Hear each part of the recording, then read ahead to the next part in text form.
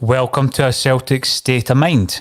I'm Paul John Dykes, and today I'm delighted to be joined remotely by Kevin Graham. Kevin, how you doing? Not too bad, Paul. How's yourself? I'm good. We've been avoiding the Zoom scenario, but today it's been a wee hurdle, and that's why we're late. But we figured it out. It's not Zoom anyway, but, you know, dialing in. Definitely, and it's mainly my fault that my wee 2-year-old has to quarantine, so I've got no childcare, so that's why I'm sitting in my kitchen.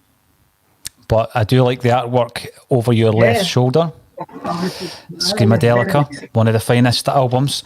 I think we've spoken about the time we took Andrew Innes to Celtic Park to watch the Lazio game. I think we might have mentioned it, aye. A memorable night that was, in many ways. In many ways. So you're here, Kevin, and you're isolating for what, 14 days?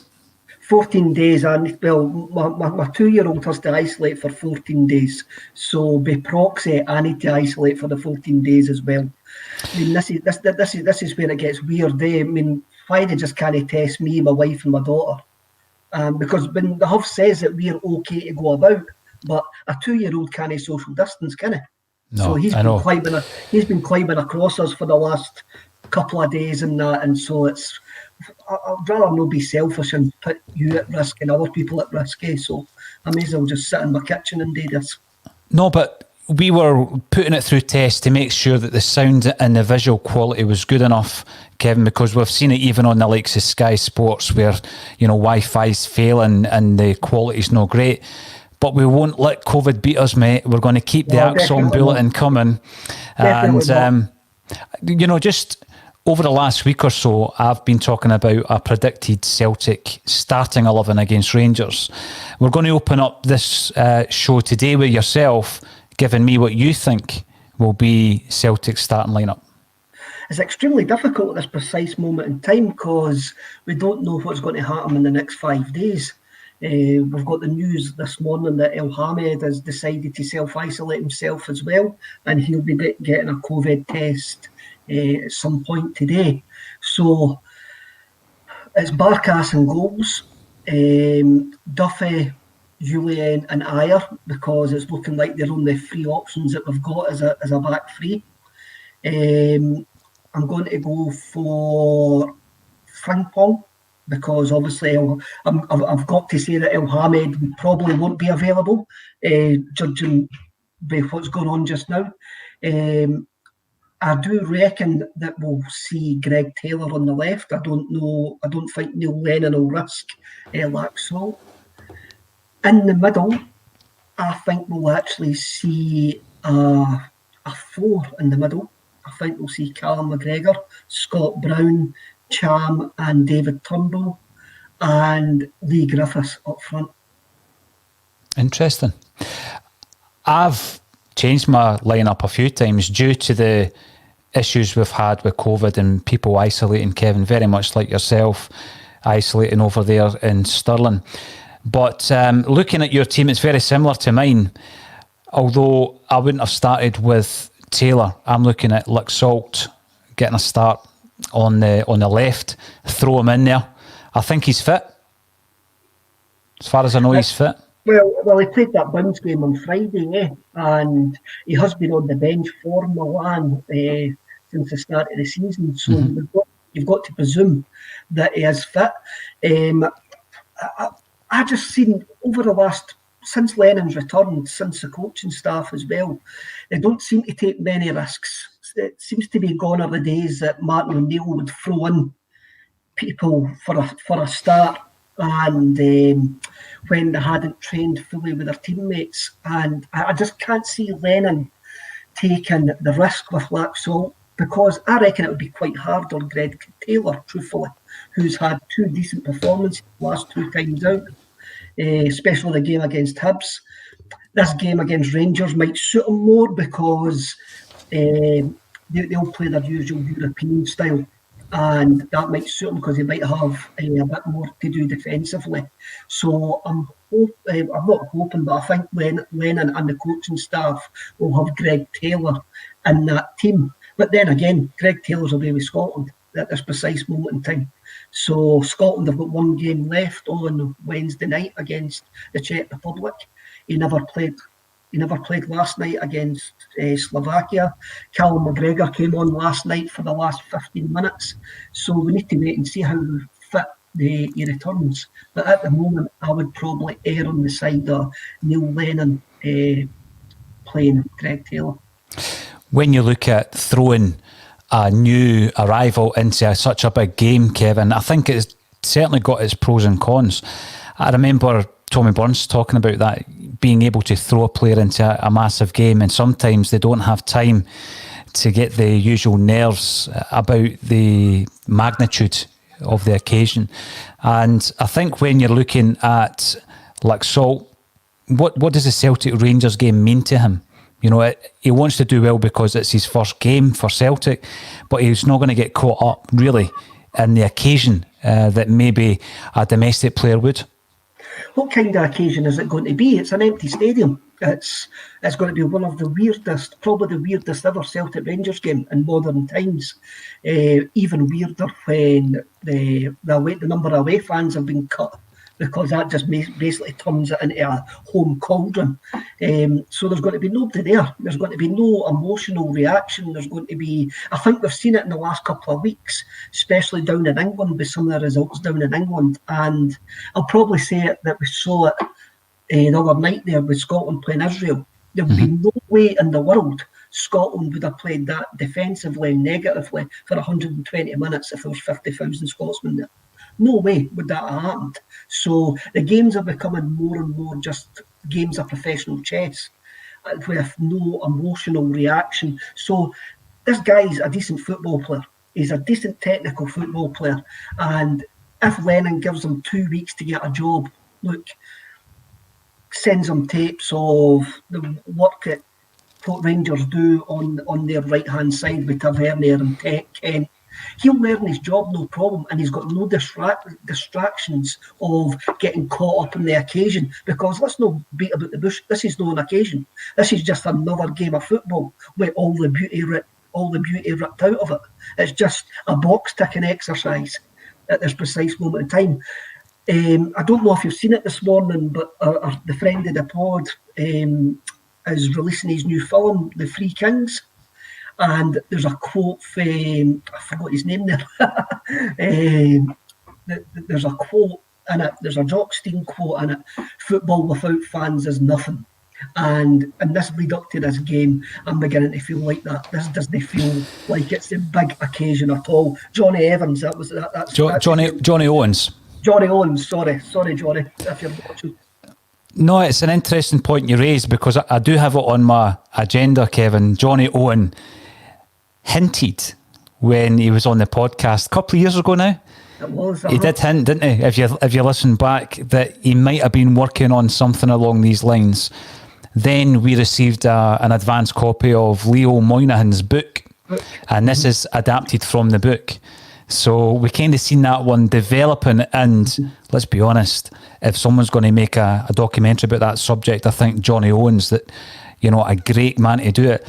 The research he had already put into the subject 2 years ago when he was on the podcast was frightening. He had a great knowledge of all three men. He gets it. He gets football fans. He gets the working class of football. I mean, the documentary I Believe in Miracles about Brian Clough and that Nottingham Forest side is one of the best documentaries I've ever seen. It's absolutely fantastic. It's great pace, great music, great visuals, and he really just captured the spirit of that Nottingham Forest side. And now, going back to that podcast, I listened back to it maybe at the start of lockdown, because I was going to do an article about it, and you knew that he knew all three men. Oh, big time. He'd done the research, Kevin, hadn't he? Aye, he knew everything about Stein. I mean, he was there when Stein passed away at Cardiff that night. Yeah. So I'm really, really looking forward to that. It was a wee surprise this morning when I saw that popping up on the social media. What did he say? You've probably listened to it more recently than I. He said something like, "You'd be the first to know," something like that. Aye, we would be the first to know. Well, he never told us. We just saw the trailer today. But we got the book. Yeah, we did get the book, and we will be reviewing that book. I mean, you look at the three clubs, Man United, Liverpool and Celtic, they've all been built by great Scotsmen. And I think that's why, from people on the outside looking in, that's why Celtic, Liverpool and Man United seem to have a connection. I do think there is a connection there. I do think there's a connection supporters-wise as well. And that's all down to those three men, definitely. Johnny Owen was on the podcast because he's a friend of Edgar Summertime Jones, who came up fairly recently to do an acoustic session for us. It's just being edited and that's going to be released very shortly. 8 brand new songs from Edgar, and he recorded them at A State of Mind Studios. It's all been filmed, it's been professionally edited. So he put me on to Johnny, and obviously Johnny's fiance is good pals with Martin Compson. But prior to all that, Johnny was already a Celtic fan. He used to travel up with a Welsh Celtic supporters club back in the day, and he still has a real affinity with Celtic. And it was funny, he used to send me gifts of Effie Ambrose. If Celtic were playing a big game and we scored a goal, Ambrose would be doing his front flip routine on my phone, courtesy of Johnny Owen. So I'm looking forward to seeing the film. I think it's coming out digitally in December. I'm sure I need to double check. I'm sure it's the 11th of November. Right. I'm sure. The 16th of October, it's in cinema. Is there maybe a premiere event, something along those lines? Like that. Yeah. I was just too taken aback with the trailer to actually notice the details, to tell you the truth. I know that before the film, we should do the review we've been meaning to do about the book. We'll do the review on A Celtic State of Mind, Kevin, between the two of us. Now, at the top of the show, I asked you to give me your Celtic starting 11. And I know it's difficult because we're losing players fairly regularly. It's now very concerning. Laxalt, for me, before Taylor. The other one was, you've got Turnbull in there, I've got El Yunusi, just playing off of Griffiths. But interestingly, we've both started with Lee Griffiths after just 15 minutes of first team football. I know he played in a bounce game against Motherwell. Are you looking at Griffiths, Kevin, as someone who can give us a good 60 minutes? You've got to. The way that you're looking at it just now is Eddie's not going to be available. Boy's still coming back for international duty. And they've been overrun by the Rangers midfield the last couple of times. And I reckon because there's not 60,000 Celtic fans going mental for us to get the ball forward, that Lennon will go extremely cautious. You've also got the scenario where the brains behind the Rangers operation, Michael Beale, has made it known to everybody that he doesn't need Neil Lennon and the coaching staff as coaches. So we could actually see Lennon pull a surprise here and try to stifle the game. And I think this is one of these games that both teams will settle for a point. At this precise moment in time, I think both teams will settle for a point. But I can see Lennon maybe packing the midfield, just to what's happened previously, and get a grip on the game in the middle of the park. Don't give the Rangers danger men, because they have got danger men now, and that's what we've got to appreciate.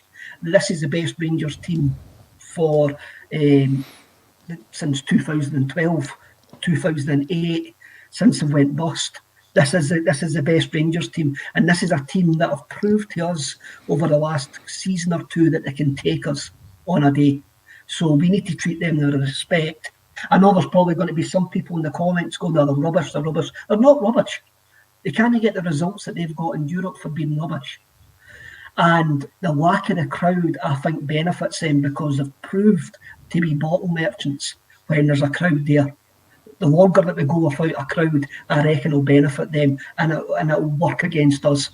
I really do think it'll work against us.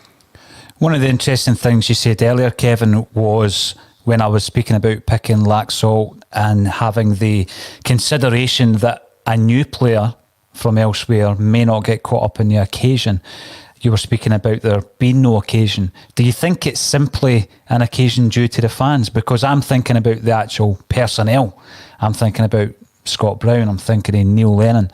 They will make it a bigger game than your run-of-the-mill, if there is such a thing, domestic match? You're probably right there that the preparation and the fire up before the game will be more important maybe as against Motherwell or Livingston or something like that. But what makes it the fuse for these occasions is the fans. That's the fuse for these occasions.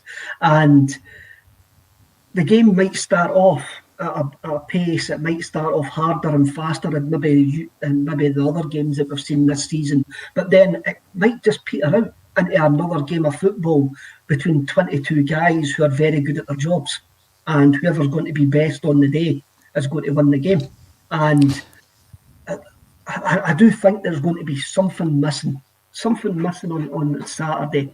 And it's us. Definitely, it's us. How are you going to be watching it in your new state of lockdown? Probably where I'm sitting just now on my laptop. I mean, I can't even go up to my dad's and watch it, so I'm a bit.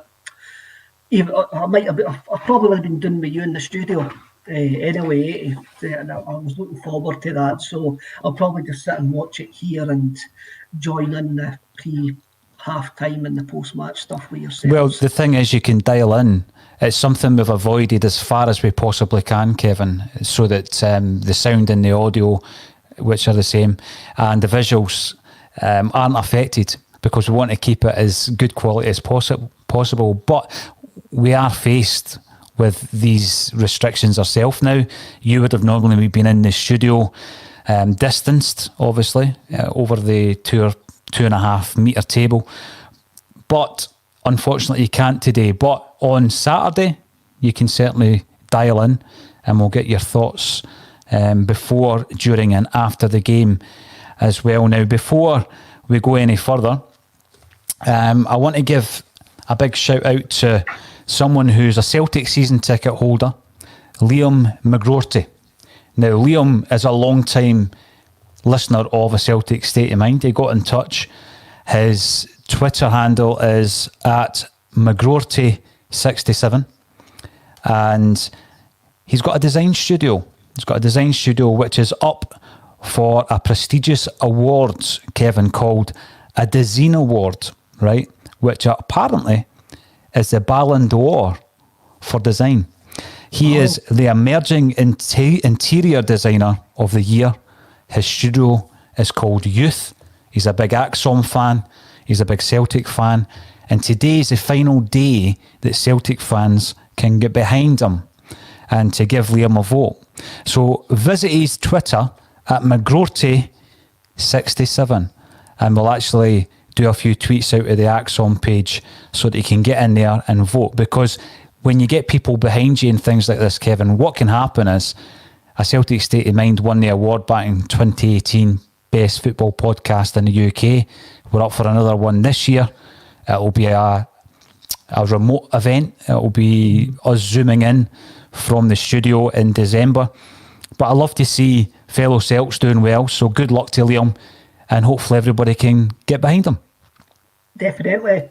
All the number of thousands of watchers and listeners that we've got get behind Liam, and I'll just make sure my wife doesn't see the Twitter handle and interior designers, when I might end up, that hanger on my shoulder might end up disappearing if an interior designer gets a hold of my kitchen or my house or something like that. So, no, everybody vote for him. It's great to see a fellow Tim doing well, and the Ballon d'Or of interior design. Brilliant. Brilliant. So what's the latest, Kevin? What's the latest with Ilhamid? He's not feeling well. He's self-isolating, but he isn't yet in the COVID list of players who will be missing. Not yet, but it doesn't look good, does it? Just at this moment in time, it doesn't look good. I mean, Israel, they travelled back to Israel to play the Czech Republic last night, and it just seems to be the travelling, just seems to be exasperating this. It seems to be spreading this. Players coming out the club bubble and an international bubble, mixing with other players, going on flights. It just seems to be absolutely horrendous. Somebody on the comments yesterday, I can't remember who it was, but I'm sure he's maybe in there today, spoke about European football, how we wanted like the Europa League to continue. The Europa League's different from international football because the clubs are in a club bubble. They're travelling on private jets. They're not leaving that bubble. In international football, they're mixing with players from other clubs. They could be getting commercial flights as well wherever they're actually going. So it's a completely different scenario. Mohamed will be a loss. Him and Big Beaton were fantastic last Thursday night against Scotland. And again, he gave a great performance on the left-hand side. He's one of those versatile players. And wouldn't it be a great leap of the imagination to actually get to the point to thinking if he was fit, he might be playing right back because he's a big game player against our main challengers for the league title. And Lennon and the coaching staff may actually see him as a better option, defensive option as Franklin. But now that's likely to get taken away from us. I don't think this is the last player that will be tested positive this week. I still think at the end of this week could be absolute chaos, not just at Celtic but at other clubs as well, when players return back and get tested again. I do fear for a lot of games this weekend, not just our own. I mean, I would play Rangers at the back with a reserve team and still expect to beat them. But there's going to be a knock-on effect for this international break. Well, I did mention that yesterday, Kevin, on the impromptu Sunday bulletin. We put out 2 bulletins over the weekend due to the fact that there was no Celtic games to discuss, but there was plenty of other aspects of the club where we were able to put out 2 broadcasts, Saturday and Sunday. And I think that's spot on, Kevin. When these players come back to the respective domestic clubs, it's just going to create a real issue.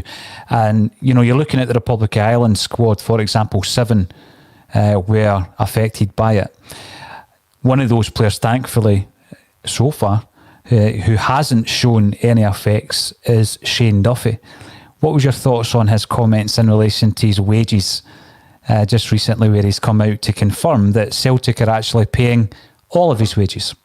Wow, I didn't expect that. We all expected the deal to maybe be a 50-50 deal, didn't we? Because we didn't expect Celtic to pay his full wage. That means he's the highest paid player at the club, and that may cause friction in the dressing room, especially when you've got players looking for new contracts and looking at the wages down south as well. It was interesting to hear that Ryan Christie was saying that he's not in a rush to sign a new deal either. But I mean, it shows the ambition of the club. It shows that the club can go to those wages for what will be a short period of time, i.e. a year, to get the right player in. It shows that the club have pushed the boat out. It shows, and also our transfer dealings have shown that the club have pushed the boat out as well. I mean, there'd be nothing to stop Eddie chatting that door now and going, by the way, you're giving him 50 grand a week, go and give me 50 grand a week to stay for the whole of the season. There's nothing, again, Celtic are likely to knock that back, but it's a sign of intent by the club if they are paying his whole wages. And it also maybe points to if Duffy does well for us and he wants to sign permanently, then he'll need to take a wage cut, because he would pay 50 grand a week for 4 years. That's not part of the accounting strategy. It's not part of the long-term plan, is it, Kevin? No, definitely not. See, when you're talking there about some of the players who are out on international duty, who are on vast wages being paid for by Celtic, it does beg this question. We've been talking about it for the best part of the week with regards to the players who are going out there and they're now at risk of coming back with positive tests and then missing games for their parent club who is paying their wages. And it would appear that there is nothing Celtic can do. Now, people were using the Salzburg example, but by all accounts, there was something in place. There was an agreement in place with the league, the FA and the authorities to allow the withdrawal should, for example, 3 players prove positive. But there's nothing in place, so Celtic can't recall any of our players from international duty. How disappointing is that? It is disappointing. It's disappointing for every club who have got players away on international duty this week, not just Celtic. Obviously, we're going to look at it through a Celtic point of view, and we make no apologies of that Celtic should be withdrawing their players just because we've now, looks like we could have 4 players who have went away fit and healthy on international duty and now have came back. Well, I know Ryan Christie's just isolating, but it's absolutely ridiculous that the clubs, especially at this time, this unprecedented time, that we cannot withdraw our players. I mean, if they says that they're injured, then they couldn't play at the weekend either, because there's a 2-week, is it a week rule or a 2-week rule? Somebody will keep me right there. It's just, I understand why the competitive internationals are ongoing, but the amount of international friendlies that have been played over this last week has been absolutely ridiculous. I do not see the point of friendly games at this time. It's just an unnecessary risk for the players, for staff. It's a box ticking exercise. It's a money ticking exercise. I want Celtic to withdraw their players from international duty now, because we are at risk of a game at the weekend not going ahead, and that's quite hard to handle when it's not the club's fault. Oh, it certainly is. Now, Kevin, the actual headline of the Celtic State of Mind Bulletin today is the 3 biggest challenges for Celtic in the upcoming Glasgow Derby. We've already mentioned the issues you've just discussed there in relation to COVID, and the squad that we currently look at is 4 down. How many will we lose for the game? That's one of the biggest threats, the biggest challenges. The second one is the man in charge, the Whistler, the man in black. What's your thoughts, John Beaton? It's typical Scottish football, isn't it? It's typical that Scottish football put... I've maybe got a bit of sympathy for John Beaton here, and don't jump on me. He's getting put under immense pressure by the lack of backbone by the Scottish football authorities by giving him this game. It's the biggest game in the Scottish football calendar, and already the pressure that he's under has been intensified because of what happened previously. I'm trying to think of something it would be like. It would be like sending somebody to drive a car on the same bit of road that they've already crashed on, and say, but your car's got no brakes now, and see that corner that you've crashed on before, you're going to crash again. John Beaton's in a no-win situation. And as his bosses are... That was almost as good as Steve McLaren's dove analogy.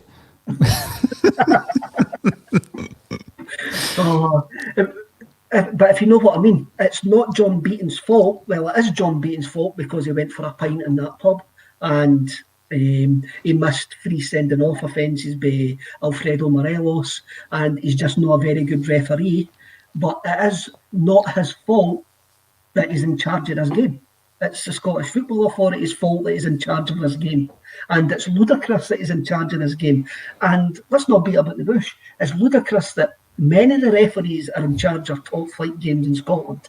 And we could look at it from a paranoid point of view, but let's look at it from an elite, talented point of view. There's a lack of decent referees in Scotland, bottom line, who'll make mistakes for everybody.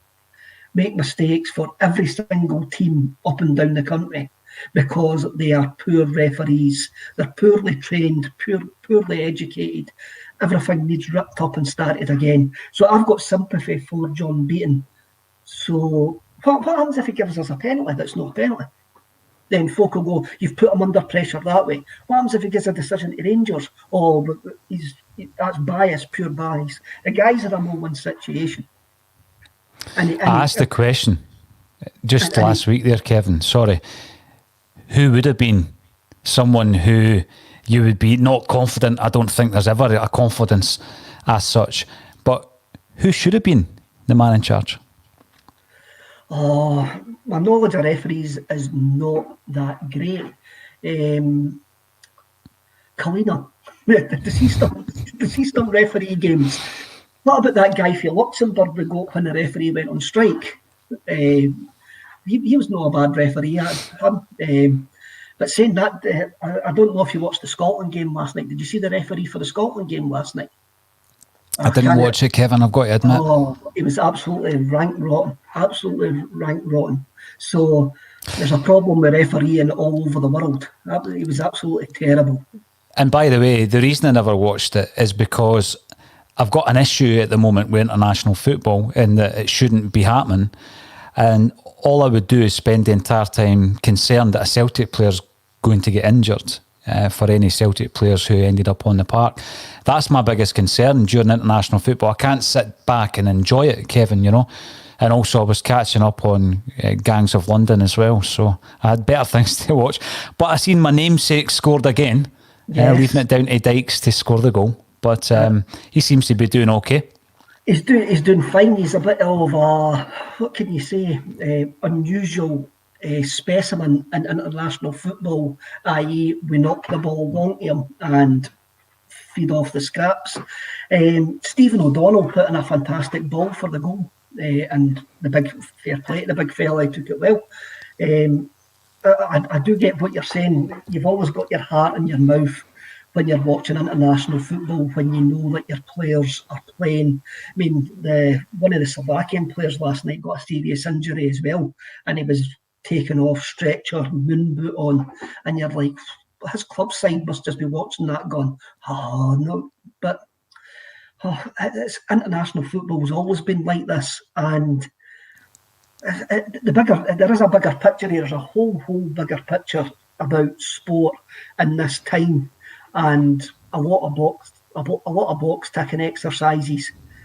And that's all it is. Even football getting played is a box ticking exercise. And it's just trying to introduce, for me, it's just trying to introduce some sort of normality into a world that's not normal at this precise moment in time. And people have got used to watching games without crowds. And that's no entertainment. Well, it is entertainment, but it's not what we see as what football should be. And we need to watch ourselves. We do need to watch ourselves, that people will get used to just watching games on the telly and not getting back into the stadiums. When you said earlier about the occasion, Kevin, and linking that in obviously to the great Jock Stein's words, which have been attributed to other managers fairly recently, but we know it was Jock Stein that said it. When you're looking at the game, Celtic against Rangers, there is inevitably more needle in that fixture than Celtic against anyone else, or Rangers against anyone else. And that has boiled over in recent times. We've seen scraps, for want of a better word, some quite embarrassing, where Scott Brown was dragged into a situation and almost blamed for it. You've got the Ryan Kent hooking Bruni and various others, you can go further back. Do you still think that will exist? I think it will, because of the magnitude of the fixture. This is a title challenger that we're playing. And also think that when you've got Neil Lennon in charge and Scott Brown as your on-field leader, there's always going to be a bit extra needle. I also think Celtic have got more composure. And when you're looking at the discipline or indiscipline of some of the Rangers players, it'll work in our favour. You could get to a point where that needle's there for maybe 50, 60 minutes, and depending on how the game's going, then it could disappear, and the game could peter out without that crowd, without that noise, without that intensity. The game could peter out. Then again, you could get one of these mad games where it's like a training game almost. When I watched Liverpool against Aston Villa the other week there, it's almost as if like Liverpool were like, oh, well, they've scored, we'll go up the park and try and score. And the game was like a game of ding-dong. Like, if you ever watch teams training, and like they just go for it, and there's no shape, there's no form to the game whatsoever, and it becomes one of these just bizarre games of football. it could end up like that, but it depends how they handle the lack of atmosphere. It depends how fired up. 2 seasons ago, we got beat 1-0 at Ibrox on the 29th of January. Absolutely terrible game. And the tone for that game was set by Scott Arfield kicking Olivier Ncham, and the crowd went absolutely mental. The tone for that game was set. If somebody puts in a crunching challenge on Saturday, there's going to be no reaction apart from the players shouting. There's not going to be any. There's no pantomime villains. There's no booing. There's no cheering. There's no. Say Celtic are 1-0 down, and I hope it doesn't happen. Say Celtic are 1-0 down with 20 minutes to go. You'd fully expect the Celtic fans to be roaring them on. That's not going to be there. It's going to be really, really strange. And it's very interesting how the 22 players, or how many, are going to handle it, definitely. And for the guys making their debut as well, it's going to be a really strange, like Barkas, Duffy. It's not going to, especially Shane Duffy, it's not going to be what he expected his first Celtic Rangers game to be. No, absolutely not, Kevin. Now, we've got loads of comments coming through via Facebook, Twitter and YouTube. For anyone who is watching on YouTube, please remember to subscribe. It is free, and we're producing daily content for your enjoyment. We're going to get to some of these comments in a few moments, but the headline does say the three biggest challenges for Celtic. First one is COVID, second one is the officials, and the third one, of course, is the opponent. And like you said, you've shown respect by saying that they are a decent side compared to sides we have faced previously, maybe under Warburton and Kazinja. Yeah, they do have players who I look at and think, well, he could be dangerous for Celtic. And I've said this over the last week as well, the two fullbacks playing for Rangers, if they are fit, because I think there is a doubt over Barisic. Don't know if there's been an update today. This is another reason, Kevin, that I would play with the offensive Frimpong and Laxalt, because if Taylor is playing up against Tavernier and he doesn't nullify that challenge, Taylor might end up defending for the whole game. It may.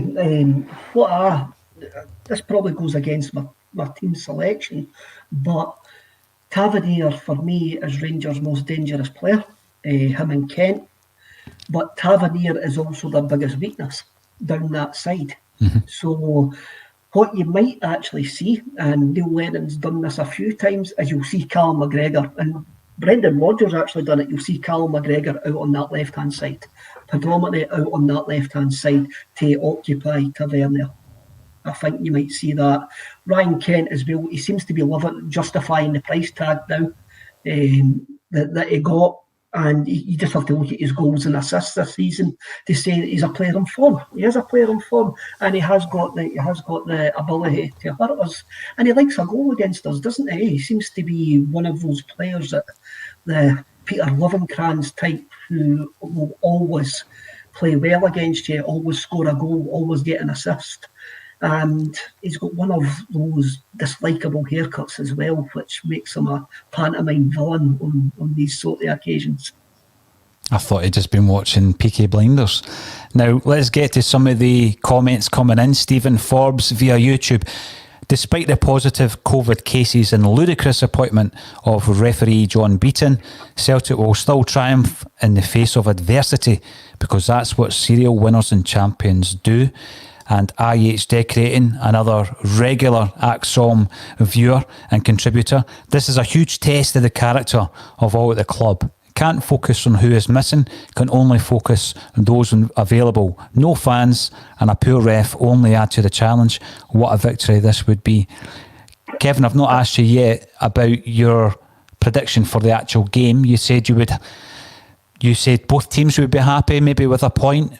Do you reckon it's going to end in a draw? That's it. I'll just step back a wee minute there. That's an interesting point by IH Decorating, because don't remember, we were written off going into the first Celtic Rangers game last season at Ibrox. The amount of injuries that we had, everybody was talking about it's Gerrard's time. He's going to beat Neil Lennon. We went to Ibrox that day, completely nullified them and won 1-0. So we often see that Celtic are better when their backs are against their wall. The manager is better when he's seen as the underdog. So That's a really, really good point, that we could use all our disadvantages to our advantage and get what would be a fantastic victory. Um, Both teams would probably settle for a draw. If it's nothing each after 70 minutes, it wouldn't surprise me if it ends up nothing each at 90 minutes. But I reckon Celtic will win 2-0.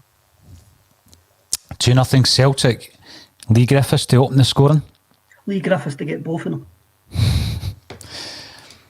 I look forward to that. Joe Porter, I expect more positive COVID results to burn through football post-internationals. And Dub LU, just got to accept the hurdles put in front of us and go out and give it our best. Nothing else we can do. It is what it is. Crazy times. Even with the players mentioned and quoted as being missing, the team that I'm going for, Kevin, is a very strong team. You've got Barkas in goals, Julien Duffy and Aya. I definitely would have considered Ilhamid for Julien, simply because I think he's good backup to Frimpong on the right with his offensive play. Obviously, Frimpong playing on the right, giving the debut to Lazolt, Brown and McGregor in the engine room with Ncham in front of them, and Griffiths and El Yunusi. El Yunusi is the one with the question mark, I've got to admit, but I don't think this is a game for the likes of Turnbull to make it what would be only his second start for Celtic. And Rogic, who's not played enough football. Who else could play in that position? So I would go with El Yunusi. I'm quite happy with Turnbull there because he knows Scottish football, knows the Scottish game. I don't think it's a gamble playing Turnbull there.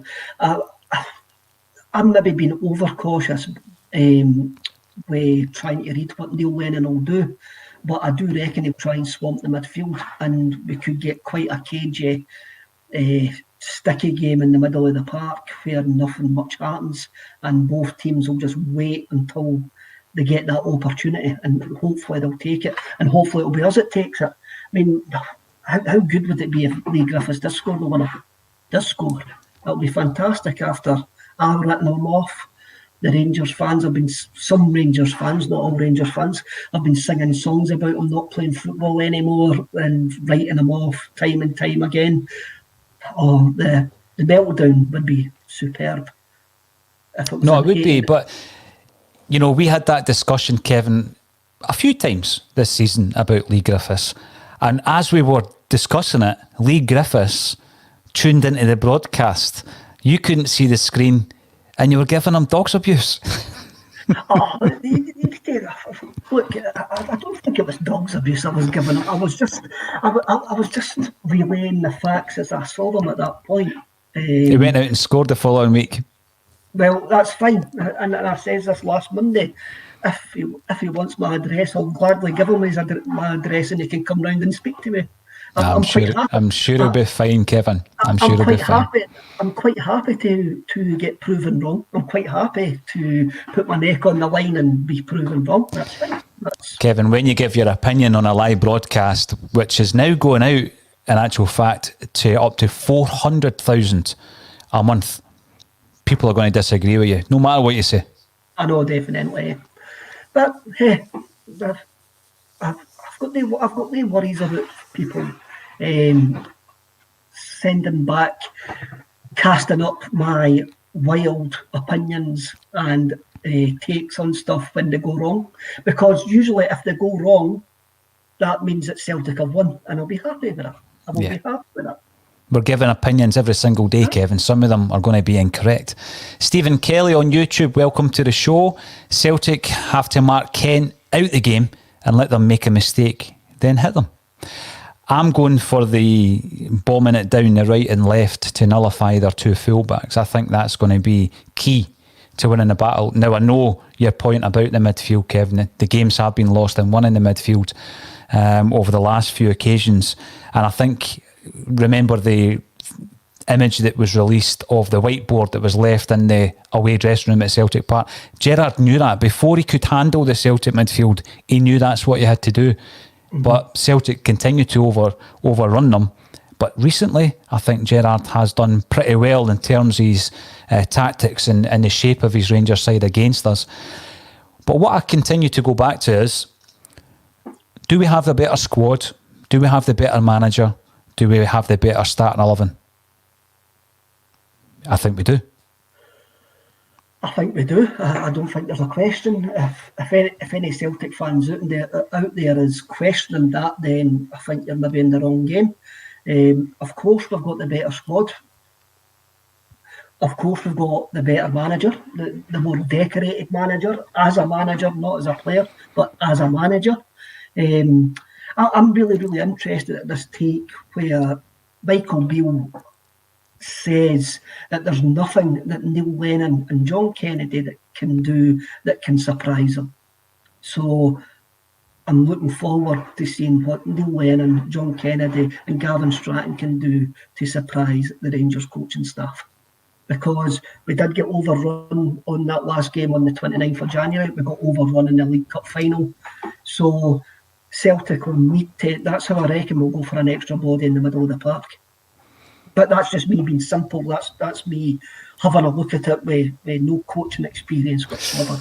I'll leave that to the professionals. I'll leave that to the guys who have forgot more about football than I know about football. Don't put yourself down now, Kevin. The reason I was asking these fundamental questions, do Celtic have the better squad, starting 11, management team, is because I think, yes, we've got a treble on that. You take away the home advantage in terms of the support, you take away the atmosphere and the occasion, as you called it earlier on, Kevin, and then it's 11 v 11. Celtic have the better players in all departments.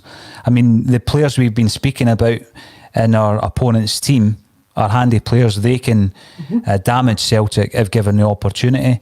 But I think that the occasion itself is going to be unusual, and it will just come down to who's best. We won't be in a situation, I hope, where we have half a dozen players off form. That's the only way that Celtic would lose that game. Definitely. I should actually stop saying definitely, but you would presume that if our first 11 are on their game, if our 11 are on our game, then we should win the game. That goes without saying.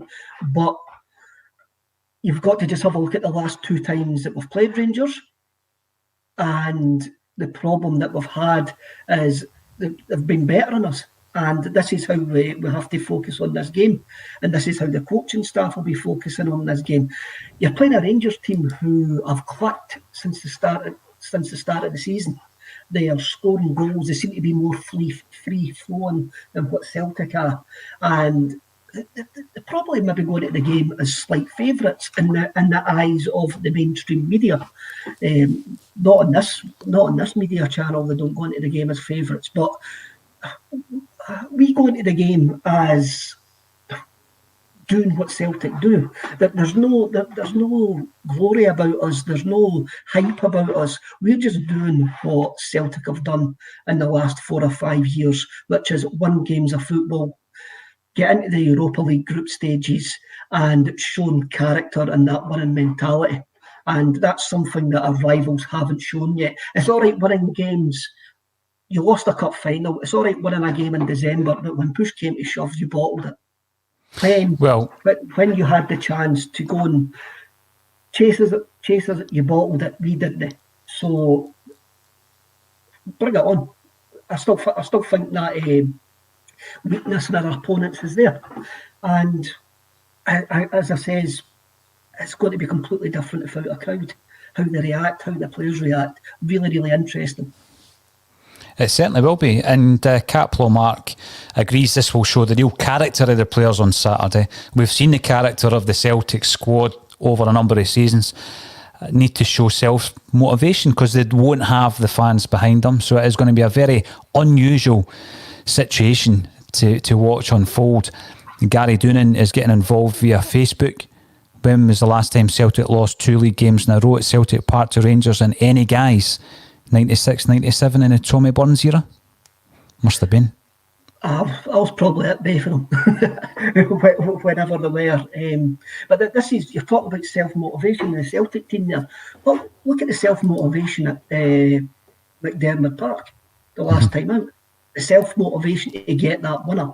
That mentality is there. That mentality's there. It's just how the game plays out is going to be a massive factor on the motivation of the players as it goes along. Joe Porter agrees with you, Kevin, and she is looking forward to a 2-0 win for Celtic. These games, I do feel, are difficult. They're difficult to predict.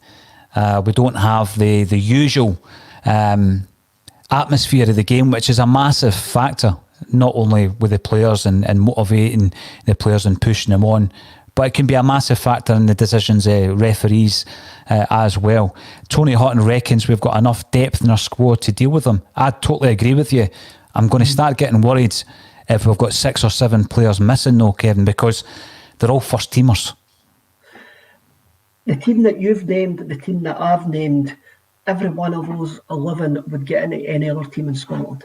So we have got the depth and we have got the strength to handle anything that's thrown at us. But as you say, once you start getting to 6, 7 or 8, then it's open to question then. So we just need to hope that nobody else disappears before Saturday. Now, Tommy Burns got a mention there from Gary Doonan. It's always great to talk about the late, great Tommy. And I do remember when we were preparing to play Airdrie in the 1995 Scottish Cup final, Kevin, after the game, Tommy said that he almost started Paul Byrne, who hadn't been in the team for weeks and possibly months, due to the fact that you can throw a player in, the expectations sometimes aren't as high, and they don't have the time to start getting the pre-match nerves and allow that to infiltrate their thought process. And Burns was very close to throwing in Paul Byrne against Airdrie that day. It would have been an interesting one. And I think it's the same train of thought with Laxalt. You know, put him into that game. Would it be any different for him to any other game that he plays for Celtic? It's an interesting... another interesting angle on the Laxalt question. The reason being, we talk about Tavernier. Tavernier's never seen Laxalt play. So it's a complete and utterly unknown quantity. Unknown quantity for Tavernier to try and handle. Of course, you'll probably be watching videos of him at AC Milan, but you won't have seen him what he's done recently. So he's going to actually try to have a look at videos from a few years back. So you could have that. That's an unknown quantity. Look, he's a Uruguayan international. He's played for AC Milan. He's played in World Cups. Playing against Rangers at an empty Celtic Park won't faze him whatsoever. He's a Uruguayan, and let's allow me to wallow in a bit of a stereotype here about Uruguayans. Uruguayans have got a will to win, and they'll win at any costs, and they're as hard as nails.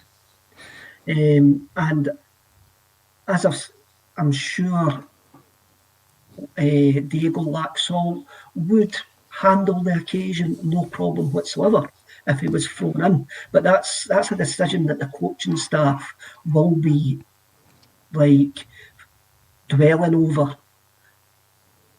today, tomorrow, the next day. They'll have a look. They'll have a look at him at that Bows game last week, and if they've got no qualms about his temperament, his mentality, that he's settled in well, it wouldn't surprise me if you see him playing. But my gut instinct is we'll see Taylor on the left. Would you be more surprised if he was to play the fittest striker we have at Celtic Park at the moment, which is undoubtedly Klimala, due to Edouard's illness, Ayeti's injury, and Griffiths' lack of game time? Klimala would be the most fit striker we have. Would it surprise you if we started with Klimala just to do the running for 60 minutes before introducing maybe Lee Griffiths? It would, because again, Neil seems to sometimes play players that he trusts more than players that are the benefit to the team. We've seen that on a couple of occasions. So it would surprise me that if he would put that pressure on Patrick Klimala. But he knows that Lee Griffiths can handle it. He knows that Lee Griffiths has been there, seen it, done it, and I don't think it's a risk playing Lee Griffiths for 60 minutes. Well, that'll be very interesting. And obviously we'll be covering this game all week, Kevin. Hopefully you can join us for some of the pre-match preparation bulletins on Friday, and then for the actual live match day material that we'll be putting out on the Saturday. It will be remote. You'll be doing it from your kitchen table. That's where it all started, from the kitchen table, Kevin. And we've had some brilliant comments and questions coming in through the social media channel. So thank you all for getting involved. And all that's left for me to say today is thanks to Kevin Graham for joining me on A Celtic State of Mind. Thanks very much, lads.